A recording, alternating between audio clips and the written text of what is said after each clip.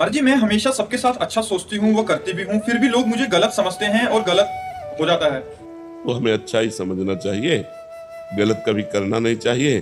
जो गलत समझते हैं वो जलेंगे, उनका हृदय जलेगा। वो अपने आप उसका दंड भोग रहे हैं, गलत समझने का तुरंत दंड भोग रहे हैं। वो जलेंगे, उनके हृदय में ताप होगा और आपके हृदय में शीतलता होगी। आपको चाहिए अपने अच्छे विचार और अपने अच्छे कर्म कभी नहीं छोड़ने चाहिए। लोग चाहे प्रशंसा करें या निंदा करें, मान करें या अपमान करें, हम अपने अच्छे मार्ग को कभी न छोड़ें।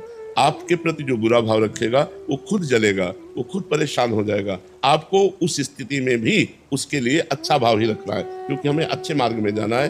तो बुरा बुराई करे, अच्छा अच्छाई करे। एक बार एक काशी में कोई ब्राह्मण स्नान कर रहे थे, संत हृदय, तो एक बिच्छू बहते हुए जा रहा था पानी में। उन्होंने ऐसे उठाया, जो उठाया तो उसका काम, उसने डंक मार दिया, तो ऐसे करके फिर जल में गिरा।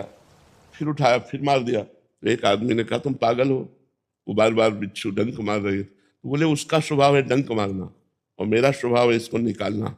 मैं इसको निकाल के ही छोड़ूंगा। बट ऐसे निकाल के बाहर कर दिया। बुराई का काम है डंक मारना और अच्छाई का कार्य है उस बुराई को भी सुख देना, उस बुराई के साथ भी अच्छाई करना, क्योंकि हम अच्छे हैं।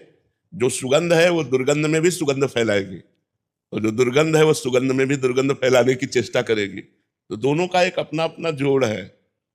मान है तो अपमान है, दुख है तो सुख है, लाभ है तो हानि है, अच्छा है तो बुरा है।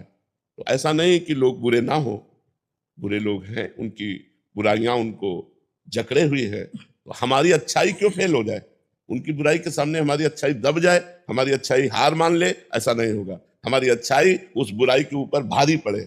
वो हमसे द्वेष कर रहे हैं, लेकिन वो जब मिले तो हम राधे राधे बोले, जब हम मिले तो मुस्कुरा के उनसे राधे राधे बोले, जब वो हमारे पास आए तो उनका आदर करें, आइए बैठिए, क्योंकि हमारा अच्छाई का कर्तव्य है, वो अपना बुराई सोचते रहे।